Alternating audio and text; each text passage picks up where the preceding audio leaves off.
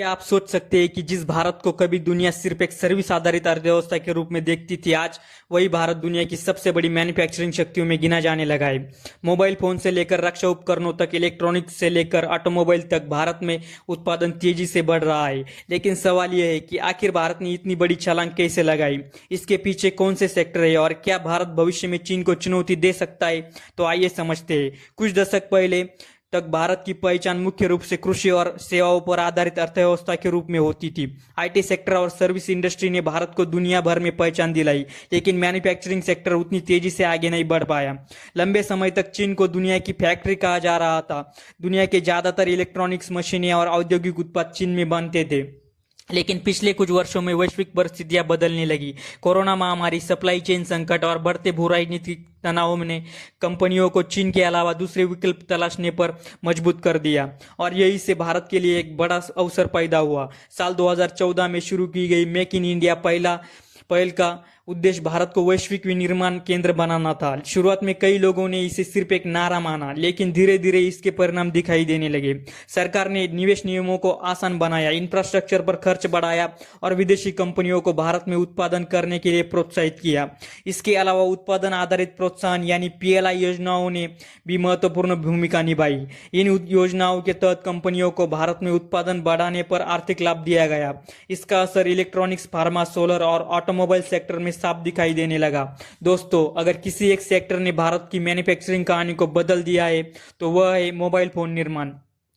कुछ साल पहले तक भारत ज्यादातर मोबाइल फोन आयात करता था, लेकिन आज भारत दुनिया के सबसे बड़े मोबाइल निर्माण केंद्रों में शामिल हो चुका है। कई मल्टीनेशनल कंपनियों ने भारत में अपने उत्पादन का विस्तार किया है। अब भारत में सिर्फ घरेलू बाजार के लिए नहीं बल्कि निर्यात के लिए भी स्मार्टफोन बनाए जा रहे हैं। यह बदलाव दिखाता है कि भारत सिर्फ उपभोक्ता बाजार नहीं बल्कि उत्पादन केंद्र भी बन रहा है।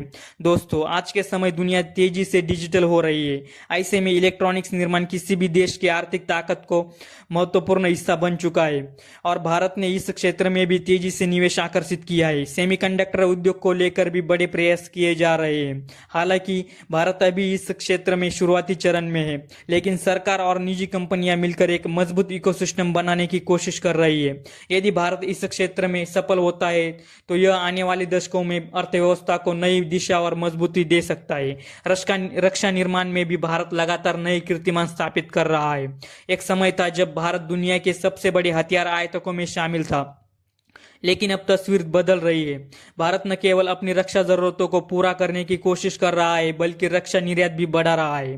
BrahMos missile, artillery system, radar और अन्य रक्षा उपकरणों में कई देशों की रुचि दिखाई दे रही है। रक्षा उत्पादन में बढ़ोतरी का मतलब सिर्फ सुरक्षा नहीं बल्कि रोजगार, तकनीकी विकास और विदेशी मुद्रा भी है। अब सबसे बड़ा सवाल यह है कि क्या मैन्युफैक्चरिंग सेक्टर में भारत चीन को चुनौती दे सकता है? चीन अभी भी मैन्युफैक्चरिंग के मामले में भारत से काफी आगे है। उसके पास विशाल औद्योगिक ढांचा, विकसित सप्लाई चेन और दशकों का अनुभव है, लेकिन भारत के पास भी कुछ मजबूत फायदे हैं। भारत की युवा आबादी, बड़ा घरेलू बाजार, बढ़ता इंफ्रास्ट्रक्चर और वैश्विक निवेशकों की बढ़ती रुचि इसे एक मजबूत प्रतियोगी बनाती है। हालांकि चीन को पछाड़ना आसान नहीं होगा। सफलता के बावजूद भारत के आगे कई चुनौतियां भी मौजूद है। इंफ्रास्ट्रक्चर में सुधार की जरूरत है, उद्योगों को कुशल श्रमिकों की आवश्यकता है, कई क्षेत्रों में उत्पादन लागत को और प्रतिस्पर्धी बनाना होगा। साथ ही वैश्विक बाजार में टिके रहने के लिए गुणवत्ता और नवाचार पर भी ध्यान देना होगा। यानी सफर अभी भी खत्म नहीं हुआ है। असल चुनौती अब इस गति को बनाए रखने की है। तो कुल मिलाकर भारत का दुनिया की बड़ी मैन्युफैक्चरिंग शक्तियों में शामिल होना एक महत्वपूर्ण उपलब्धि है। हालांकि चीन जैसे देशों को चुनौती देने के लिए अभी भी लंबा रास्ता तय करना बाकी है। अब सबसे बड़ा सवाल है कि क्या भारत आने वाले सालों में दुनिया की टॉप 3 मैन्युफैक्चरिंग शक्तियों में जगह बना सकता है? कमेंट करके अपनी राय जरूर बताएं और ऐसे ही रोचक जॉब और लीगल जानकारियों के लिए चैनल को लाइक और सब्सक्राइब जरूर करें। जय हिंद।